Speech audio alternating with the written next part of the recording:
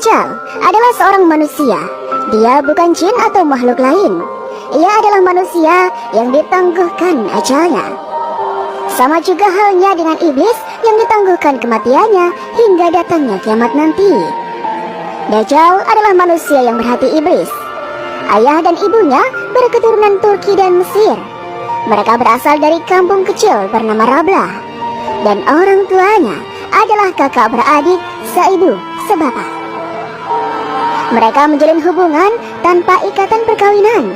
Dan ketika warga kampung mengetahuinya, mereka diusir dari kampung tersebut. Akhirnya, mereka pindah ke kampung pedalaman bernama Samiri. Ayahnya bekerja sebagai penjaga dan petugas kebersihan kandang ternak sambil membelah kayu. Setelah beberapa waktu tinggal di rumah tumpangan milik seorang peladang, mereka mulai berkeinginan untuk memiliki seorang anak.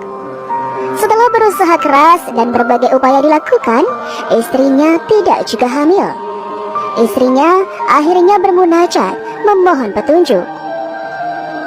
Suatu ketika, dalam mimpinya, sang istri bertemu dengan seorang pendeta dari kaum mereka yang merupakan jelmaan iblis.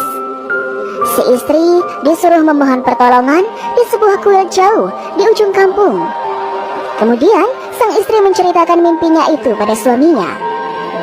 Dan keesokan harinya, mereka berdua mencari kuil tersebut. Akhirnya, mereka menemukan kuil yang kecil di ujung kampung itu. Sama seperti mimpi istrinya, yang di dalamnya terdapat sebuah patung anak lembu. Mereka berdua membersihkan kuil itu dan melakukan ritual pemujaan, memohon pertolongan kepada patung anak lembu itu. Setelah beberapa kali memohon tanpa hasil, mereka akhirnya berhenti. Tidak lama kemudian, sang istri bermimpi kembali. Dalam mimpinya, kali ini sang istri mendapatkan pesan agar melakukan persetubuhan saat ia sedang haid di dalam kuil dan di hadapan patung anak lembu itu. Sang istri pun menceritakan mimpinya kepada suaminya. Dan ketika saatnya tiba, mereka melakukan seperti yang diperintahkan dalam mimpi. Sang istri tidak lama setelah itu, sang istri pun mengandung. Namun kandungannya berlangsung lama, yaitu selama 13 bulan. Sementara sang istri mengandung, suaminya meninggal dunia. Tinggallah sang istri seorang diri setelah suaminya meninggal. Ketika pemilik ladang mengetahui berita tentang mereka, ia terpaksa mengusir ibu yang sedang mengandung itu karena takut akan reaksi orang kampung. Karena mereka dicari untuk dibunuh.